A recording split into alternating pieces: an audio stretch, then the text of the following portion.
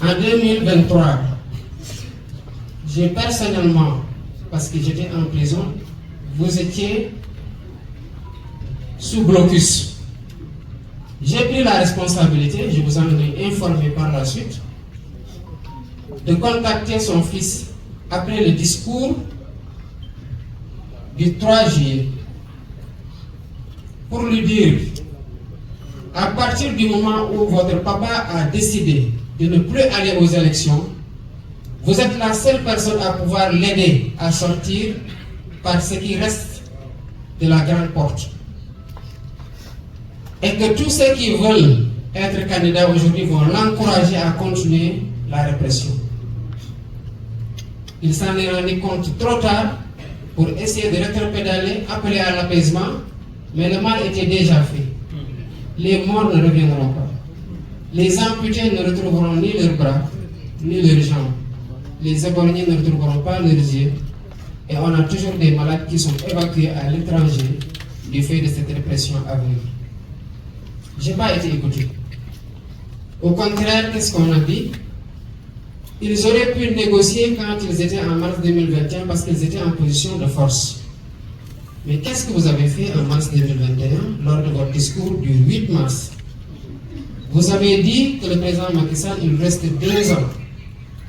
Et que ces 2 ans-là, encadrons-le, aidons-le à finir et qu'il transfère ce pays-là en paix pour qu'on continue à travailler.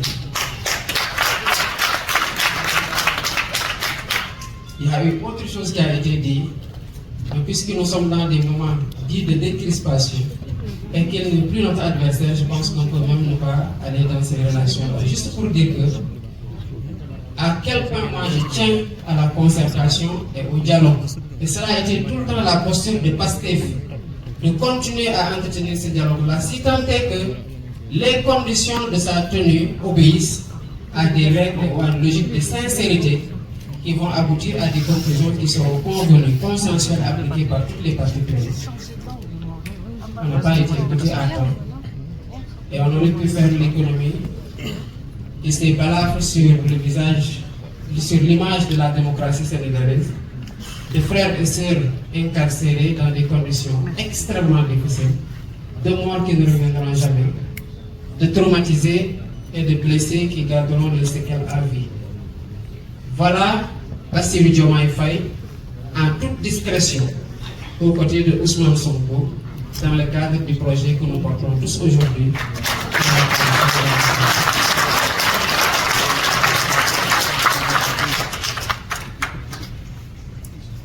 Et pourtant, j'ai fait ça après avoir refusé de prendre le bracelet en prison parce qu'on me l'a proposé. Après 2 mois d'incarcération, ils sont venus me dire, ok, on peut te libérer, mais à condition que tu prennes le bracelet. Je dis que je ne prendrai pas le bracelet. Pourquoi? Parce que je ne peux pas prendre le bracelet.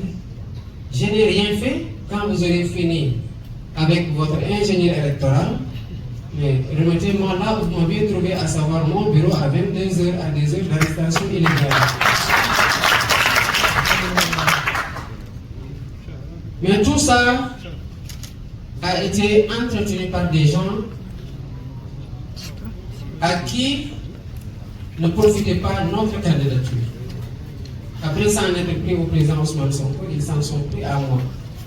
Même dans les chefs d'accusation de jonction de la procédure me concernant, il y a eu le vol de portable, alors que j'étais en prison.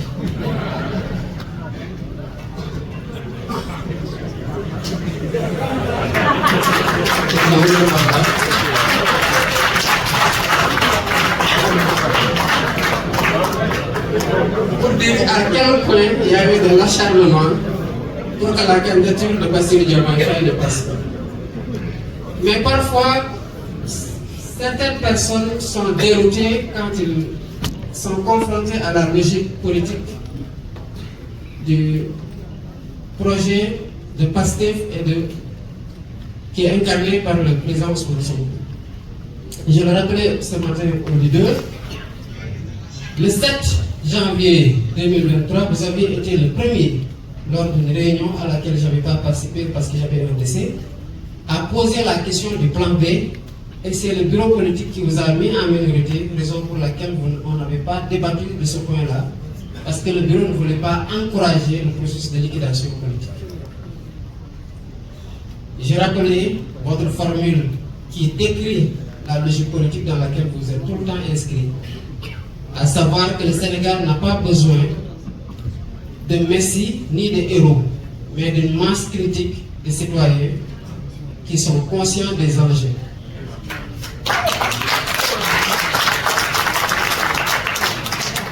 Puisque vous êtes un Diola et qu'il y a toujours quelque chose qui reste, j'ai complété en disant que ces citoyens-là doivent avoir le courage d'agir pour faire changer les choses.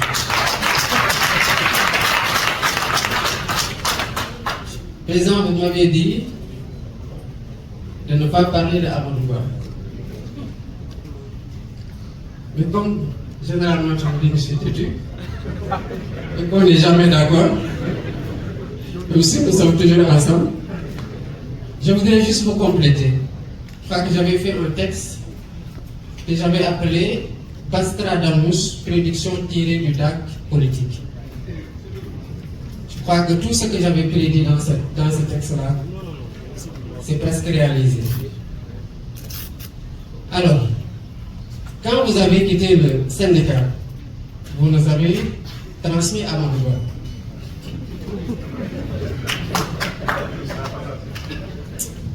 Et de la même façon que vous aviez été cette vigie-là pour réduire à sa plus simple expression la catastrophe qu'il était en train de faire au niveau des impôts et plus tard au niveau du ministère de l'économie et des finances, nous avons continué sur cette perspective, dans cette perspective-là. Et en 2016, vous pourrez toujours vérifier ça, le syndicat autonome des agents des impôts et domaines dans lequel j'étais avec Birame Souleye Diop, Liwale Dioupodian et Eliman Pouye et consorts, a organisé une conférence de presse pour dire basta, ça suffit.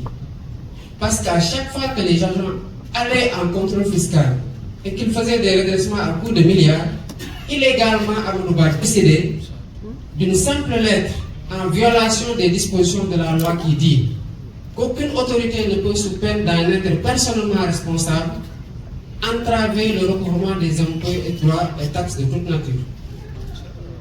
Et il y a eu la première fois qu'il l'a fait, c'était dans un dossier de cimenterie. Vous avez même, en tant qu'agent, menacé de porter plainte. Il y a eu un rétropédalage.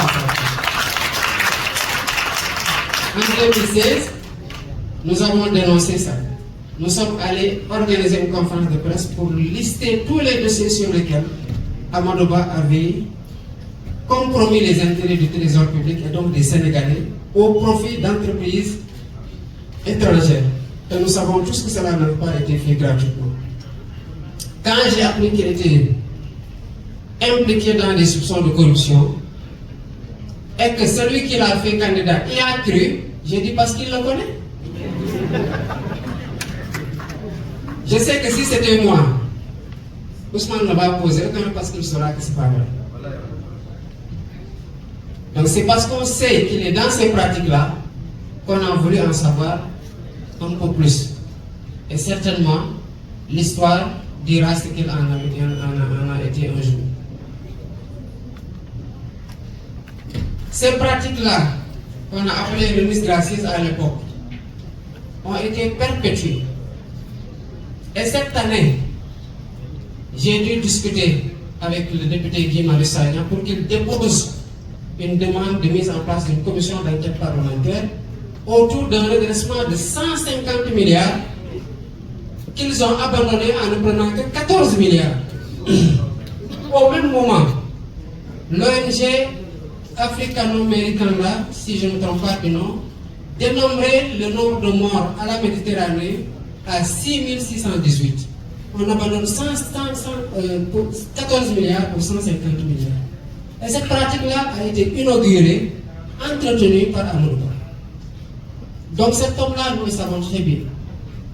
L'expérience de gestion, ok, mais l'expérience d'Amadou Ba, personnellement, j'en veux pas.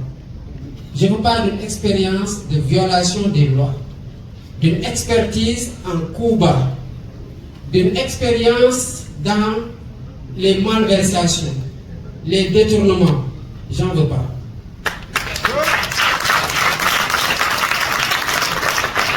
J'ai décidé, pendant 15 ans que j'ai été aux impôts, d'être un fonctionnaire orthodoxe, vertueux, sérieux et compétent au service de mes collègues dans le cadre de syndical, où j'ai contribué grandement à améliorer les conditions de travail et de vie.